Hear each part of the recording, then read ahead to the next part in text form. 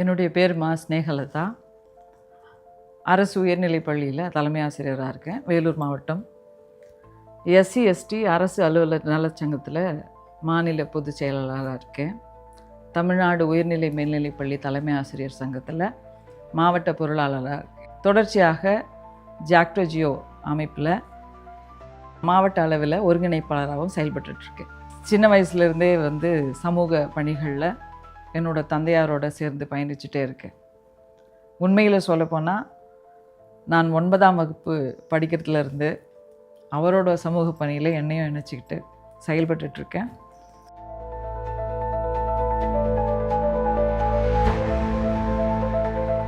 ஆக்சுவலாக பார்த்தா நான் சின்ன வயசில் வளர்ந்தது நெடுங்குணம்னு ஒரு சின்ன கிராமம். 8 வயசு வரைக்கும் நான் அந்த கிராமத்தில் தான் இருந்தேன். அந்த கிராமம் பார்த்திங்கன்னா திருவண்ணாமலை மாவட்டத்தில் இருக்குது. எப்பயாவது ஒரு தரம் ஒரு திருவிழா நடக்கும்னு சொல்லிட்டு அக்கம் பக்கத்து ஆட்கள் கூட சேர்த்து என்னை அனுப்புவாங்க அம்மா. எனக்கு ஆசையாக இருக்கும், எப்போவுமே கடைகளே பார்த்து கூட்டிகிட்டு வந்துடுறீங்க. அவங்க கோயிலுக்கு வெளியவே அந்த கோபுரத்துக்கு அந்த என்ட்ரன்ஸ் வெளியவே கற்பூரம் ஏற்றி கும்பிட்டுட்டு வந்துடுவாங்க. நான் கேட்பேன், உள்ளே போகலாம் வாங்க ஆண்டி கூப்பிடுவேன் அப்படின்னு கூடும்போது, நம்மளாம் உள்ளே போகக்கூடாது பாப்பா, சேர்க்க மாட்டாங்க அப்படின்னு. எனக்கு அப்போ அது சுத்தமாக புரியல. நான் 8th படிக்கும்பொழுது இங்கிலீஷ் ரொம்ப பிடிக்குன்றதுனால இங்கிலீஷ்க்கு தனியாக ஒரு டியூஷன் போயிருந்தேன். அதில் ஒரு பிள்ளை ஒன்று கேட்டான், நான் எப்போவுமே இங்கிலீஷ் நல்லா மார்க் எடுப்பேன்றதுனால நீங்கள் என்ன காஸ்ட் அப்படின்னு கேட்டான். எனக்கு புரியல, அது வரைக்கும் என்ன காஸ்ட்னு எனக்கே தெரியாது. காஸ்ட்டா தெரியலையே அப்படின்னு. அது எப்படி தெரியாமல் இருக்கும்? காஸ்ட்டு உங்கள் காஸ்ட் என்னன்னு உனக்கே தெரியாதா அப்படின்னா. இல்லை எனக்கு தெரியாது, நான் வேணால் அப்பாட்ட கேட்டு வந்து சொல்கிறேன். அடுத்த நாள் அப்பாட்ட போய் கேட்டேன், அப்பா நம்ம எந்த காஸ்ட்டுப்பா? அவங்கக்கிட்ட காஸ்ட் சொல்லணும்னு அவசியம் இல்லைம்மா, தெரியாதுன்னு சொல்லுப்போ அப்படின்னா. ஏன்னா சொன்னாலே ஒதுக்கி வைக்கிற மாதிரியான ஒரு காலம் அது. ஏன்னா எங்கள் அப்பாலாம் அதே சூழலில் வளர்ந்துருக்காங்க. ஏன்ப்பா என்ன பிரச்சனை அதில், என்ன காஸ்ட் நம்ம அப்படின்ட்டு. அதில் சொல்கிறதுக்கு என்ன கஷ்டம்? இல்லைம்மா அதெல்லாம் தேவையில்லைம்மா அப்படிங்கிறாரு. இந்த ஒரு விஷயத்தில் எங்கள் அம்மாவை நான் பாராட்டணும். She was so bold. நாம் இந்து ஆதி திராவிடா, அது போய் சொல்லுங்கள் அப்படின்னாங்க. சர்டிஃபிகேட்டில் அப்படி தான் கொடுத்துருக்கோம். இன்னை வரைக்கும் அதை சொல்கிறதுல எனக்கு எந்த தயக்கமும் இல்லை. சொல்கிறதுல என்னப்பா தப்பு, நான் எங்கே வேணால் சொல்லுவேன் இனிமே அப்படின்னு.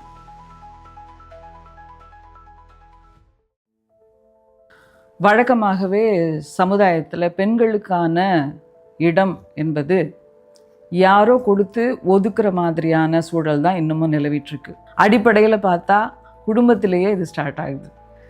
உண்மையில் சொல்லப்போனால் என்ன படிக்கணும், என்ன வேலைக்கு போகணும், தன்னுடைய இணையை, அதாவது திருமணத்தில் தனக்கான இணையை தேர்ந்தெடுப்பதில் கூட அவர்களுக்கான உரிமை எந்த இடத்துல வழங்கப்படுறது கிடையாது. ஏன்னா இதுதான் ஆணாதிக்கம் அந்த இடத்துல.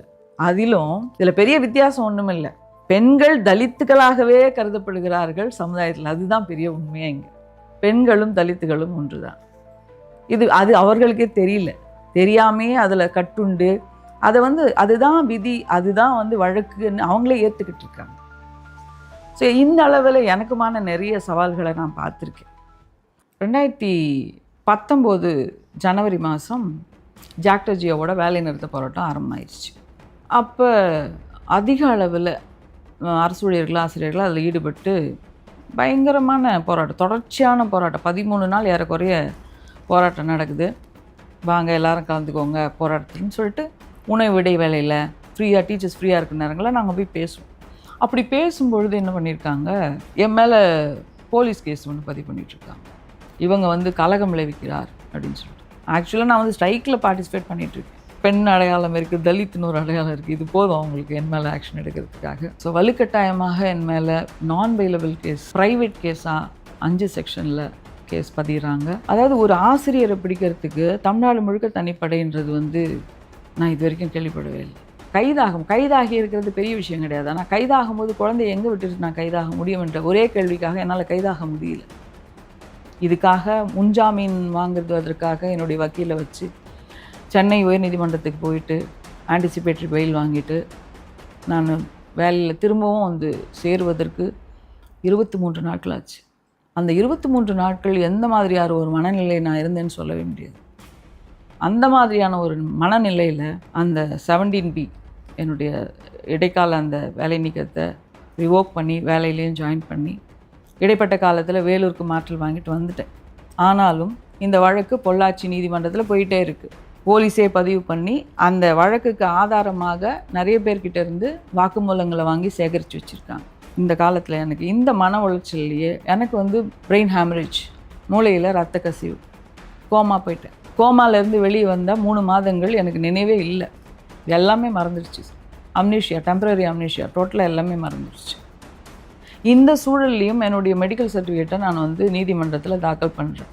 என்னால் வந்து மூளை வந்து வீங்கி இருக்குது, என்னால் பயணம் பண்ண முடியாதுன்ற ஒரு சர்டிஃபிகேட்டை நான் நீதிமன்றத்தில் கொடுக்குறேன். நீதிமன்றம் எனக்கு வந்து பர்மிஷனே தரல, நீங்கள் வாய்தாக்கு வந்து தான் ஆகணும்னு கட்டாயப்படுத்தி வர வைக்க. 4 வருடம் நடந்த வழக்கு.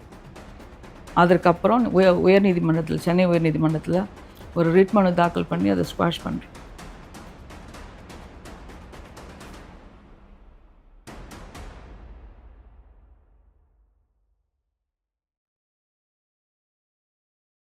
ஃபஸ்ட்டு என்னென்னா ஒரு அவமானம்னு சொல்லலாம், இன்னொன்று ஒரு அச்சுறுத்தல்னு சொல்லலாம். பெண்களும் தலித்துகளும் வந்து முதல்ல தலைவராகவோ இல்லை போராட்டத்திலையோ பங்கு பெறவே கூடாது, நினைத்து கூட பார்க்கக்கூடாதுன்ற ஒரு அச்சுறுத்தல் தான் இதில் எனக்கு தெரிஞ்சுது. மனிதம் என்ற தன்மைக்கு அடையாளங்கள் வேறாக இருந்தாலும் குணங்கள் ஒன்று தான். அனைவருக்குமான லீடராக எல்லாருக்கும் உழைக்கிறத விட என் மக்களுக்கான தலைவராக நான் ஏன் உருவாகக்கூடாது, அங்கே முடிவு பண்ணது தான் இந்த SC ST அரசு அலுவலர் நலச்சங்க மாநில பொதுச் செயலாளராக இருந்து பணியை தொடர்றது. எந்த கோயிலில் போக வேணான்னு சொன்னாங்களோ, அனுப்ப மாட்டேன்னு சொன்னாங்களோ, என் குழந்தைங்களோட அதே கோயிலுக்கு நான் போனேன். நாம் தலைவராக இருக்கிறோன்றதை விட இது போன்ற தலைவர்களை, மாணவர்களை சமுதாயத்துக்காக உருவாக்க வேண்டும் என்பதுதான் என்னுடைய நீண்ட நாள் கனவு. பிரச்சனைகளை சமாளிக்கும் பொழுது தைரியம் என்ற ஒரு விஷயம் கண்டிப்பாக எல்லாருக்கும். ஒரு விஷயத்தை அணுகும் பொழுது எதிர் விளைவுகளை பற்றிய பயம் இருந்தால் கண்டிப்பாக ஒரு விஷயத்தை அணுக முடியாது. அதில் பள்ளி நலன், மாணவர் நலன், சமூக நலன் இது மனதில் இருக்கும் பொழுது அடுத்ததாக என்ன செய்ய வேண்டும் என்ற தெளிவு மனதில் கண்டிப்பாக இருக்கும்.